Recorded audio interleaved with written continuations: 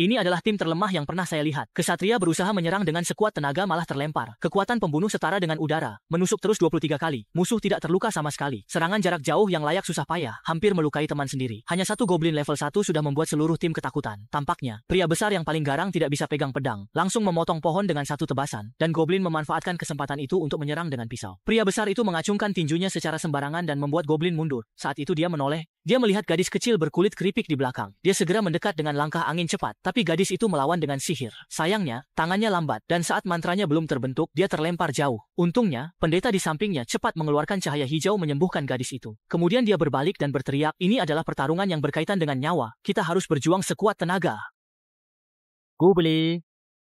Komentar resmi sangat fatal. Setelah berpikir, mereka mundur. Hari ini mereka bekerja tanpa hasil. Sejak terjebak di dunia ini belum dapat uang, hidup lebih buruk dari pengemis. Sayuran adalah makanan pokok dari pinggir jalan, dan mereka minum air nasi, garam pun tidak bisa dibeli.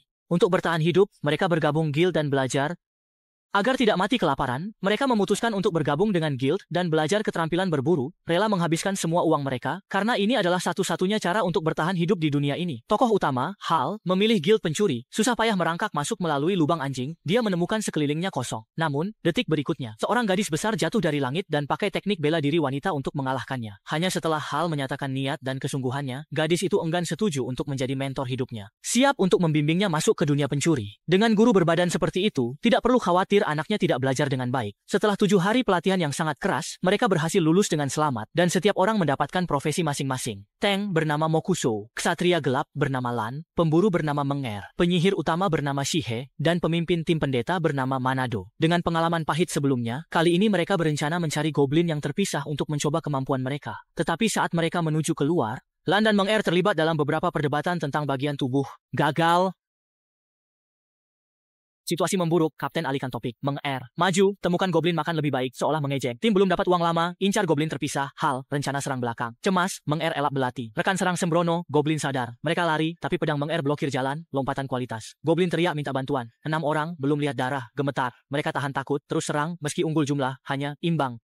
Mereka belum dapat uang. Tim incar goblin terpisah, Hal rencana serang belakang. Cemas, dia elap belati. Rekan serang sembrono, goblin sadar. Mereka lari, pedang Menger blokir. Lain tiba, 6 orang kepung. Tank serang, goblin gesit hindar. Lan tusuk goblin teriak panggil monster. 6 orang takut darah, terus serang. Tim imbang lawan goblin, Hal teralihkan, goblin lempar senjata, belati tembus bahu. Goblin cengkeram leher, Hal ledak potensi, tusuk leher goblin. Goblin tumbang, Lan ambil barang. Saat bagi, goblin lukai kaki Lan. Lan kejar, tebas goblin. 6 orang membentuk lingkaran pengepungan yang lengkap. Tank memulai serangan lebih dulu. Tetapi goblin juga bukan lawan yang mudah. Ia dengan gesit menghindari serangan. Saat itu, Lan menangkap celah dan menusukkan pedangnya dengan keras ke tubuh goblin. Rasa sakit yang hebat semakin membangkitkan naluri bertahan hidup goblin. Dia berteriak sekuat tenaga, berusaha memanggil monster di sekitarnya untuk datang membantu. Karena 6 orang ini belum pernah melihat darah sebelumnya, mereka semua bergetar ketakutan saat menghadapi pemandangan berdarah ini. Mereka hanya bisa menahan ketakutan dan terus menyerang. Meskipun mereka unggul dalam jumlah, tim kecil ini hanya bisa bertahan imbang melawan goblin. Saat Hal kehilangan fokus, goblin tiba-tiba melemparkan belatinya, menembus bahu Hal.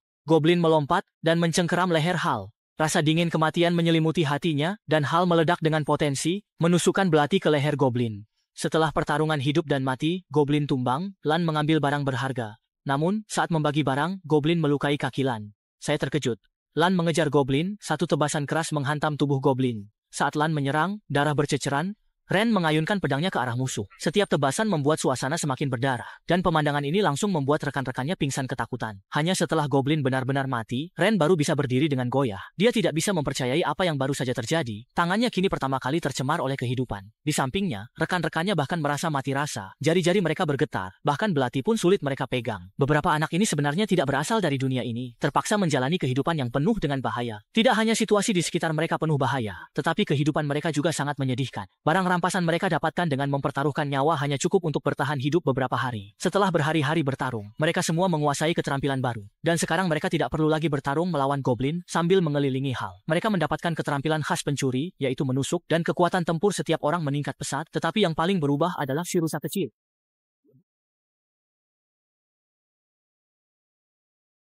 Tatapan kecil ini benar-benar menunjukkan sikap merendahkan. Setelah pertandingan berakhir, semua orang duduk di samping reruntuhan membahas keterampilan baru, tanpa menyadari bahwa hari ini akan menjadi hari penyesalan seumur hidup mereka. Saat Manado bersiap untuk bangkit, Hal mencium bau bahaya, dan pada saat-saat kritis, dia mendorong Manado menjauh, mengorbankan satu lengannya, untuk menyelamatkan nyawa Manado. Belum sempat semua orang bereaksi, sebuah serangan kedua langsung menembus betis Hal, dan seketika rasa tidak nyaman yang sangat kuat melanda hati semua orang. Meskipun rekan-rekannya segera membawa Hal mundur, Manado juga segera menggunakan sihir penyembuhan. Tapi lawan jelas sudah bersiap. Sebuah goblin raksasa menerobos dinding, dan untuk mengulur waktu, Ren yang menyadari bahwa dia tidak bisa menang tetap menerjang ke arah musuh. Namun, dengan semakin banyak goblin yang muncul, mereka mulai mundur dengan terdesak. Saat semua orang hampir berhasil mundur dengan aman, sebuah goblin diam-diam merayap ke tempat tinggi, dan mengarahkan. Tapi dia tidak menunjukkan tanda aneh. Semua orang melarikan diri ketakutan setelah kalah. Sementara goblin menyerang keras. Setelah mundur, rekan-rekannya tidak menyadari luka Manado sampai dia jatuh ke tanah kehabisan tenaga. Mereka baru sadar betapa seriusnya situasi ini. Sudah terlambat untuk penyembuhan. Manado tidak punya tenaga mengangkat tangan hingga napas terakhirnya. Dia terus meminta maaf dan semua orang tidak bisa berbuat apa-apa. Dalam keadaan terdesak, mereka mencari guru Manado. Seorang pendeta berlevel tinggi. Jawabannya memadamkan harapan. Meskipun levelnya tinggi, tidak ada cara menghidupkan orang mati. Menurut hukum dunia, manusia berubah jadi zombie setelah mati. Jadi tubuh Manado harus dibakar. Mendengar ini, hati semua orang hancur. Dan si rusa yang menyukai Manado terjatuh. Meski putus asa, mereka berusaha mencari biaya kremasi. Hal menunduk pada kenyataan. Memakai sisa kehormatannya untuk koin emas. Di dunia kejam ini, hidup dan mati biasa. Manado pergi, tim berubah. Sebagai tank, dia tak bawa peralatan. Hanya sapu tangan. Selalu terluka. Pendeta wanita tak mau menyembuhkannya. Tank bingung. Manado berkorban. Tim terpecah. Ran salahkan Hal. Karena mana habis, Manado berkorban. Hal tak bisa membantah. Pertengkaran menarik. Ini benar-benar membingungkan si Tan. Sejak Manado berkorban, tim terpecah. Ran yakin ini karena Hal. Jika bukan karena dia menghabiskan mana lebih awal, Manado tidak akan berkorban. Hal tidak bisa membantah. Dan pertengkaran mereka menarik perhatian. Mereka menyatakan Manado adalah tingkat kematian pendeta tertinggi di antara semua profesi. Mereka adalah duri di mata monster. Musuh akan menghabisi mereka lebih dulu. Mereka adalah duri monster. Dan musuh akan menghabisi mereka dulu. Agar lebih aman, mereka merekrut pendeta baru. Secara naluriah, sang protagonis mencari cara bertahan. Saya khawatir dia dalam bahaya. Gadis dingin ini bernama Meli, berbeda dengan Manado, dia tidak pernah maju saat bertarung, bahkan tidak memberikan penyembuhan saat rekan-rekannya terluka. Semua orang tidak mengerti cara bertarungnya, sementara Hal merasa dia sama sekali tidak berfungsi sebagai pemimpin. Seluruh tim seperti kumpulan pasir yang terpisah. Kebetulan, Mung melihat kegundahan Hal. Sebenarnya dia juga sangat sedih. Di dalam hatinya, tidak ada yang bisa sepenuhnya menggantikan rekan tim yang telah tiada. Terpengaruh oleh Mung, Hal teringat pada momen terakhir Manado, dan tidak bisa lagi menahan kesedihan di dalam hatinya. Dia pun menangis terisak. Keesokan harinya, semua orang kembali ke area berburu. Tim masih menggunakan taktik lama. Si Tank memulai serangan lebih dulu, tetapi Goblin ternyata melihat kelemahannya, dan melancarkan serangan brutal ke kepalanya. Mendapatkan penghinaan seperti itu, si Tank tidak bisa menahan diri lagi.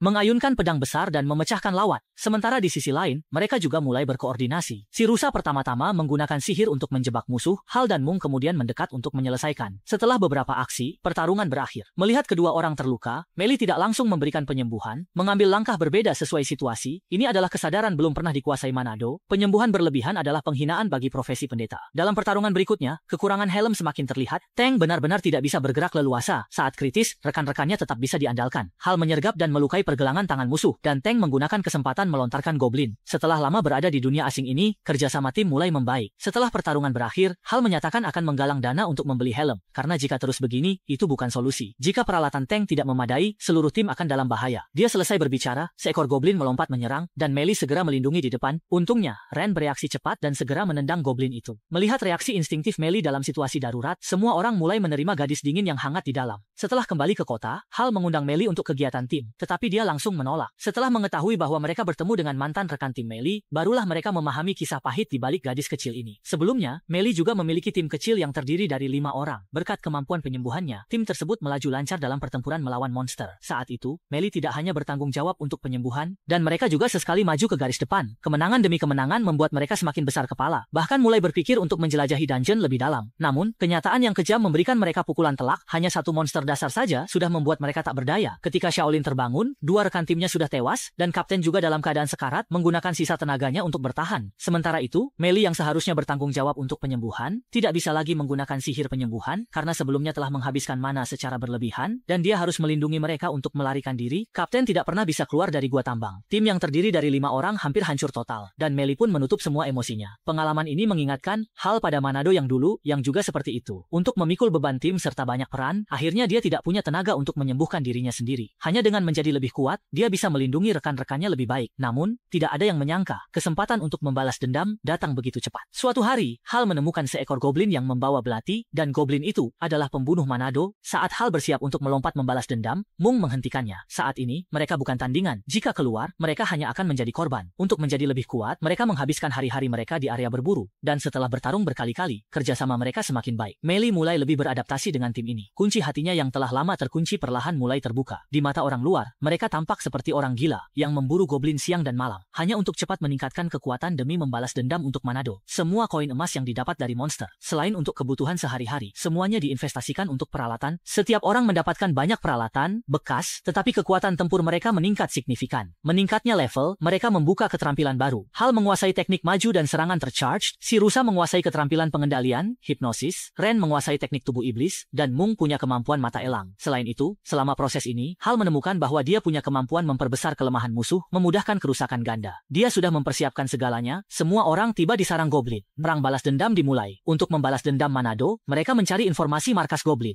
Melihat waktu tepat, Mung menembakkan panah dan menembak goblin berjaga, sementara Hal juga menghabisi monster kecil lainnya bersamaan. Namun, saat mereka bersiap untuk menyerang, tiba-tiba gerakan terhenti, tampaknya pemimpin mereka mencium bahaya, dan segera menggerakkan pasukannya untuk bersiap menghadapi serangan. Kemudian, Hal dan yang lainnya berlari ke lantai 2, tak disangka, goblin sudah siap dengan penyergapan. Serangan mendadak itu membuat semua orang terkejut. Goblin raksasa menyerang dengan ganas ke arah Moguso, sementara bos sebenarnya adalah goblin hitam di belakang. Dia mengabaikan pedang terbang Mung dan langsung menyerang Hal. Keduanya berbalik dan hampir terhindar, tetapi dalam prosesnya, mereka melukai pinggang goblin hitam. Pertarungan di sisi Moguso juga sangat sengit. Meskipun si Rusa menggunakan sihir untuk mengendalikan goblin, perisai terbangnya memutuskan serangan lanjutan Moguso, dan musuh dengan mudah membongkar sihir si Rusa.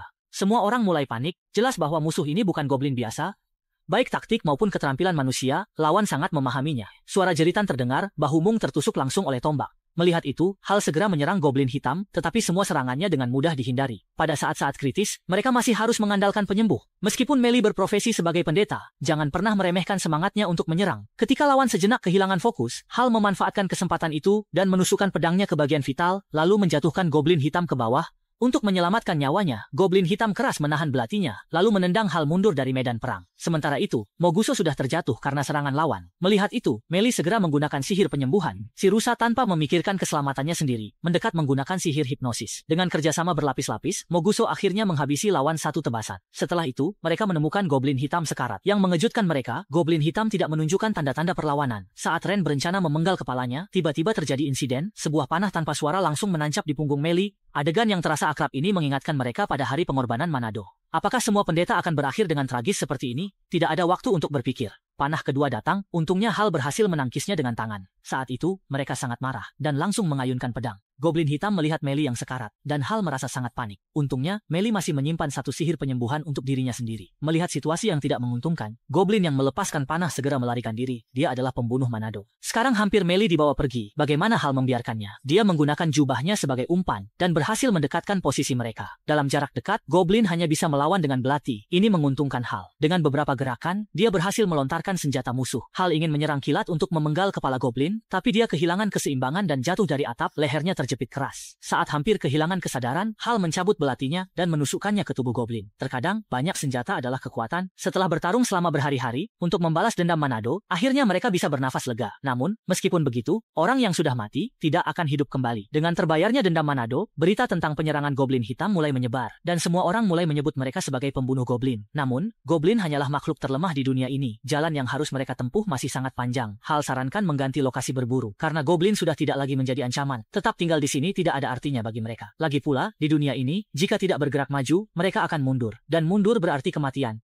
Setelah berdiskusi, mereka memutuskan untuk pergi ke tambang Sailin. Begitu mendengar nama itu, Mei seolah kehilangan jiwanya, terhuyung-huyung keluar dari bar. Melihat itu, Hal segera mengejarnya. Sejak rekan-rekan Meli berkorban di tambang, tempat itu menjadi beban di hatinya. Meli tidak bisa menghadapi kenyataan itu, jadi dia selalu memilih untuk menghindar. Meskipun Hal juga pernah mengalami kehilangan rekan, dia tidak tahu bagaimana menghibur Meli, jadi dia memilih untuk menemani, karena menemani adalah pengakuan cinta yang paling tulus. Tak disangka, akhirnya Meli sendiri yang menyadari, untuk mengatasi mimpi buruk ini, dia harus menghadapi hatinya sendiri. Sekarang dia sudah tidak lemah lagi, dan di sampingnya ada teman-teman yang bisa dipercaya. Namun, semuanya tidak semudah itu. Ketika ketakutan benar-benar datang, naluri manusia akan memilih untuk melarikan diri. Untuk mempersiapkan diri dengan baik, setiap orang memanfaatkan waktu untuk berlatih, berusaha menguasai lebih banyak keterampilan sebelum menjelajahi dungeon, tetapi pelatihan ekstrim. Hal memang terlalu berlebihan. Menurut informasi, tambang Sailin dulunya adalah wilayah manusia, tetapi ambisi mereka terlalu besar, sehingga tambang ini melampaui batas wilayah, yang mengakibatkan kutukan dari Raja Tanpa Nama. Sejak itu, aktivitas manusia berhenti, dan tempat ini menjadi sarang monster. Gua ini memiliki 10 tingkat, dan sebagian besar monster yang tinggal di dalamnya adalah serigala. Mereka memiliki mekanisme peringkat yang ketat, dan kekuatan antar tingkat juga sangat berbeda. Mereka menjelajahi 2 tingkat awal dungeon. Di depan, sebagian besar hanya monster kecil yang tidak berbahaya, bahkan kekuatannya tidak sebanding dengan goblin. Namun, mereka tidak berani lengah, karena tim Meli hampir hancur di sini. Setelah beristirahat, Hal memimpin semua orang menuju lantai ketiga. Monster di lantai ini jelas lebih kuat, tidak hanya dilengkapi dengan senjata yang baik, tetapi juga memahami beberapa taktik dasar. Dengan beberapa keterampilan baru, mereka berhasil melewati lantai ketiga dengan selamat, karena pembunuh goblin bukanlah lawan yang bisa dianggap remeh. Lantai keempat adalah ladang yang luas, seharusnya mirip dengan pertanian manusia, dan lantai ini adalah basis makanan para serigala. Mereka juga melihat babi kecil dari jenis monster, tetapi jumlah serigala di sini terlalu banyak, jadi semua orang tidak berani bertindak sembarangan. Jika mereka tidak bisa membunuh dengan cepat, kemungkinan besar akan memicu serangan dari serigala. Oleh karena itu, Hal berencana untuk maju dengan hati-hati. Namun, kejadian tak terduga datang terlalu cepat. Ren ternyata memicu alarm, dan seketika semua serigala siaga. Yang lebih buruk, Raja Serigala kebetulan sedang berjalan-jalan di lantai keempat, merasakan aura yang mengguncang. Meli tidak berani menghela napas.